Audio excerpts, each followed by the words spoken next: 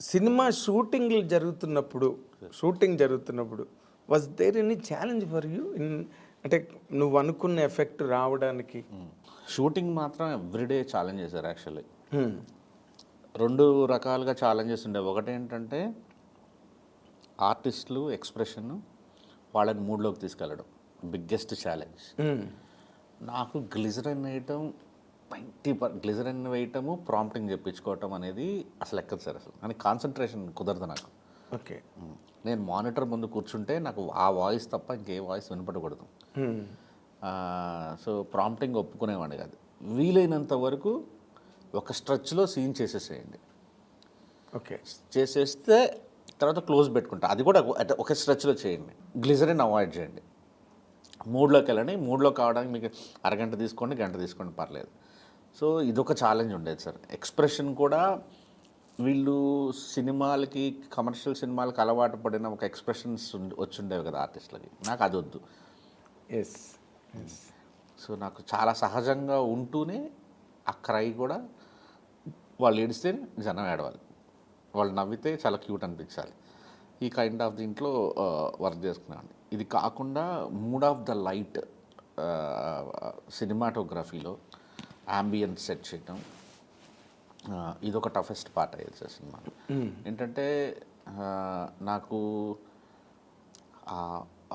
అంటే మీరు చూస్తే కొంతమంది సుకుమార్ గారు గమనించారు సార్. ఇప్పుడు ఒక కాలవ ముందు కూర్చోబెట్టాం, అది mood of the light. yes, I catch it. So cinema మొత్తం దాదాపు మీరు చూస్తే ప్రొఫెల్లర్లు ఉంటాయి సార్. మొత్తం గాలి కొడతానే ఉంటుంది ఎక్కడ పట్టినా. ఎండ ఎక్కడా కనిపించదు, ఎక్కడో 2-3 షాట్లలో తప్ప. ఇవన్నీ ఏంటంటే ఒక చిన్న బాధాకరం విషాదాంతమైన సినిమాలో చిన్న హింట్ వెళ్తానే ఉంటుంది సార్. సెకండ్ హాఫ్లో మీకు స్టార్ట్ అయిన దగ్గర నుంచి ఏదో జరగబోతుంది. లైట్లో కానీ ఆ బ్రీజ్లో కానీ రిచ్ విజువల్స్ అసలు ఉండొద్దు సినిమాలో, ఎక్సెప్ట్ ఆ రిబబ్బాబాతోనే ఆ సాంగ్లో తప్ప. అది కూడా బాలు మహేంద్ర గారి రాజరాజ చోళ అన్న ఇన్స్పిరేషన్తో అదొక్కటి తప్ప మిగతా అంతా ఆ మూడ్లోనే వెళ్ళినాం సార్ సినిమా. ఆ రెండు విపరీతమైన ఇది ఉండేది. ఎస్పెషల్లీ ఆర్టిస్టులు పెర్ఫార్మెన్స్ దగ్గరికి వచ్చేటప్పటికి మాత్రం ఆనంద్, వైష్ణవిని మాత్రం వాళ్ళని ఇన్స్పైర్ చేయటము, వాళ్ళని ఆ బాధలోకి తీసుకెళ్ళటము చాలా చాలా అసలు. అంటే లంపకాయలు గొడ్డలు గట్ట అలాంటివి ఏం చేయలేదా? కొంతమంది డైరెక్టర్లు, తేజాక పేరుంది, లంపకాయలు కొట్టాడు మూడ్లని. ఏడుపు రావాలి. ఫస్ట్ సినిమాలో మిస్టేక్ చేసేసి నేను కొట్టలేదు కానీ తిట్టేవాడిని ఆర్టిస్టులని కోపంతో. చలిదానికి బుద్ధి లేదా, ఇది లేదా, అట్లా తిట్టేవాడిని. దానివల్ల పోయేది డైరెక్టర్కే. ముందు వాళ్ళ మొహం మీద వాళ్ళు ఫస్ట్ మూడులోంచి బయటకు వెళ్ళిపోతారు, తర్వాత ఇంకో 20 టేకులు చేస్తారు. దానివల్ల ఎవరికి మనకి ఓకే వాళ్ళని బతిమాలాడో బొమ్మలాడో పని చేయించుకోవాలి అంతే. కాకపోతే వైష్ణవిని అలా డీల్ చేసేవాడిని కాదు. వైష్ణవిని కొద్దిగా ప్యాంపర్ చేసేవాడిని.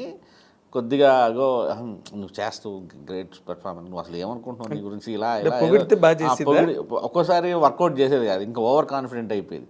అప్పుడు తిట్టాల్సి వచ్చేది ఒక్కోసారి. అంటే ఇంత జరుగుతున్న గిల్ట్ ఉండేది కాదు తన ఫేస్లో. అంటే 20వ టేక్, 22వ టేక్, అంటే ఏంటి డైరెక్టర్ 22వ టేక్ చెప్తున్నా నేను చేయలేకపోతున్నానా అనే గిల్ట్ ఉండేది కాదు. అప్పుడు ఏం చేసేవాడంటే ఒక 25వ టేక్ రాగానే సెట్లు అందరి చేసి చప్పట్లు కొట్టించేవాడిని. ఓకే, అప్పుడు గిల్ట్ స్టార్ట్ అయ్యేది. అమ్మ 25 టేకులు తిన్నారా నేను అనుకొని 2-3 టేకులు చేసేది. సో డిఫరెంట్గా డీల్ చేసేవాడిని. అంటే నువ్వు సినిమాలోనే కాదు షూటింగ్లో కూడా న్యూ ట్రీట్మెంట్ ఇచ్చావు అనమాట. అంతే సార్. చప్పట్లు కొట్టడం అనేది ఎక్కడ మేము చూడలేదు. 25 టేకులు తినింది కొట్టండి అందరూ ఒకసారి చప్పట్లు, అందరూ చప్పట్లు కొట్టేవాళ్ళు. అప్పుడు సార్ ఏంటి సార్ ఇట్లా చేస్తున్నారు సార్ అని చూస్తారు, 5 minutes టైం ఏంటి అని చెప్పి వెళ్ళి వచ్చి చేసేది అప్పుడు. ఓకే, సో ప్యాంపరింగ్ పర్సన్ అనమాట. వైష్ణవి కొంత సార్. ఒక ఆనంద్తో ఏం ప్రాబ్లం రాలేదా? ఆనంద్ అసలు ఆనంద్ సార్ అంటే ఆనంద్ ముందు అడిగేస్తాడు సార్, క్యారవాన్లోనే అడుగుతాడు, సెట్లోకి వచ్చిన తర్వాత అడుగుతాడు. మ్యాక్సిమం ఇంకొక సెట్లోకి వచ్చిన తర్వాత కూడా నాన్ సింక్లో ఇద్దరు ఉన్నామంటే ఫీడింగ్ అడుగుతున్నాను, అసలు ఏం జరిగింది, వీడు ఎందుకు ఇట్లా బిహేవ్ చేయాలి చెప్పండి. అంటే ఆనంద్ ఫీలింగ్ ఏంటంటే నేను అందరు ఆర్టిస్టుల కంటే నేను చాలా సెటిల్గా చేస్తాను, మీరు అంటే అసలు ఇంకా అది కూడా చేయించట్లేదు అనేది ఆ భయం వేసేసేది. తను మానిటర్కి వచ్చి చూసుకోడు, మామూలు ఆర్టిస్ట్ చాలామంది ఈ జనరేషన్ ఆర్టిస్టులు అంటే టప్ అని పరిగెత్తుకొచ్చేస్తారు మానిటర్ దగ్గరికి. వైష్ణవి అసలు కట్ అని చెప్పగానే పరిగెత్తుకొచ్చేస్తుంది.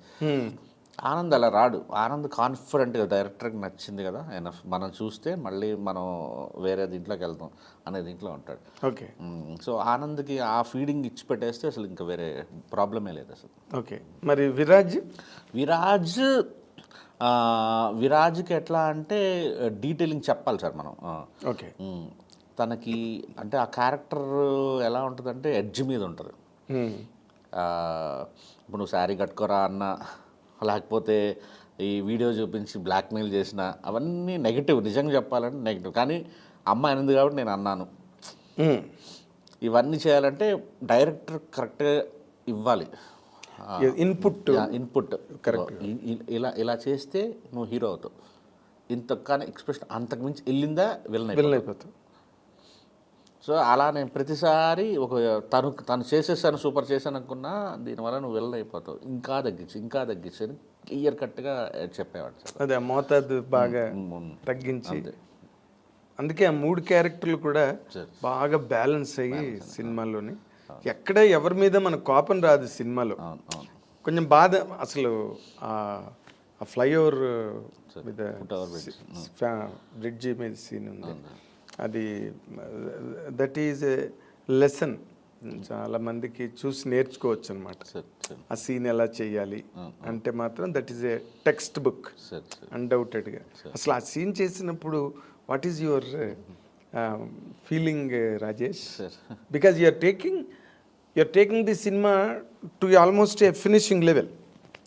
ఆ పాయింట్ దేర్ అన్నీ అయిపోయి, నువ్వు చెప్పాల్సినవి, చూపించాల్సినవి, ప్రేక్షకుల మనసు పాడు చేయాల్సినవి అన్నీ అయిపోయాయి అప్పటికి. ఇది ఇంకా almost pitching to the top. ఆ సీన్ ఎలాగా అనిపించింది? బన్నీ గారు చెప్పిన అది biggest risk in the film అన్నారు. అక్కడికే సినిమా అయిపోయింది. ఇంకా అక్కడి నుంచి నువ్వు 9 నిమిషాలు సీన్ పెట్టావంటే ఇంకా అసలు అది అంటే నేను అమాయకత్వంతో పెట్టుంటాను బహుశా. సీరియస్లీ 9 నిమిషాల సీన్ అది సార్ అందరికీ టైట్గా నడుస్తుంది సార్. ప్రొడ్యూసర్ ఎస్కేఎన్కి నేను హ్యాట్స్ ఆఫ్ చెప్పాలి. చాలా టైట్గా నడుస్తున్న టైం అది. అప్పటికే నేను వర్కింగ్ డేస్ పెంచేశాను. అది ఒక సెంట్రల్ గవర్నమెంట్, ఇటు సైడ్ సెంట్రల్ గవర్నమెంట్ పర్మిషన్ తీసుకోవాలి, ఇటు స్టేట్ గవర్నమెంట్ పర్మిషన్ తీసుకోవాల్సి వచ్చిన ఒక లొకేషన్ సార్ అది. సో మా ప్రొడ్యూసర్ ఒకటే రిక్వెస్ట్, రాజా ఏదో ఒకటి చేసి ముగించి ఈరోజు షూటింగ్, ఇదొక్కటి రిక్వెస్ట్. నువ్వు అడిగింది 3 అవర్సే కానీ నీకు 6 అవర్స్ ఇస్తున్నా, నువ్వు ముగించి కానీ మిగిల్చుకో, ఎందుకంటే పర్మిషన్ రాదు ఇంకా అన్నాడు.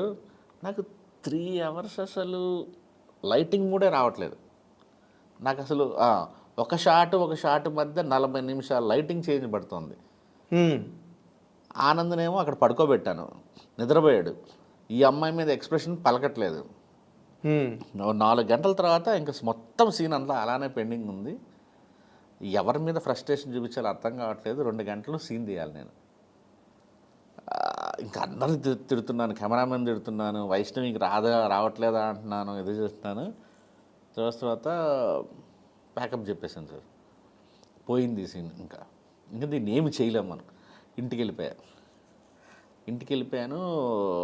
లోపల నుంచి బాధ, లోపల నుంచి అంటే డబ్బులు పోయాయి, సీన్ రాలేదు. ఎస్కేఎన్ ఫోన్ చేశాడు, ఏమైంది అన్నాడు.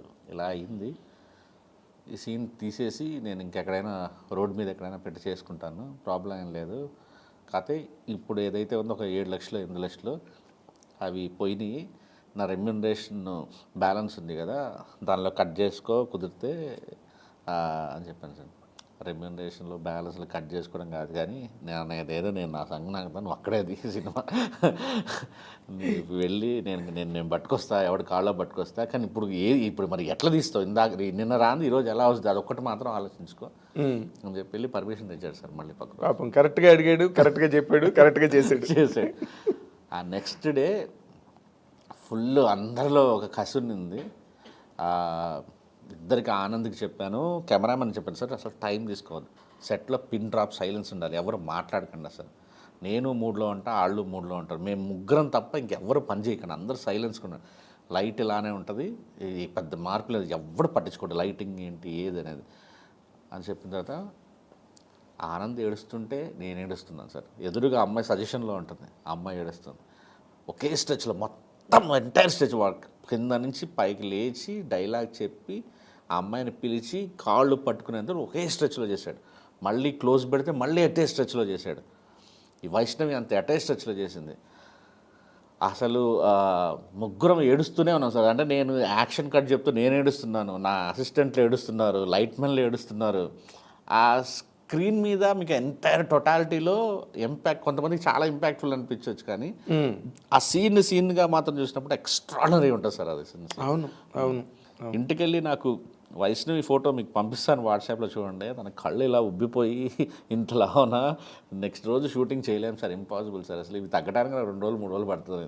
ఏడ్చి అవును నిజంగా.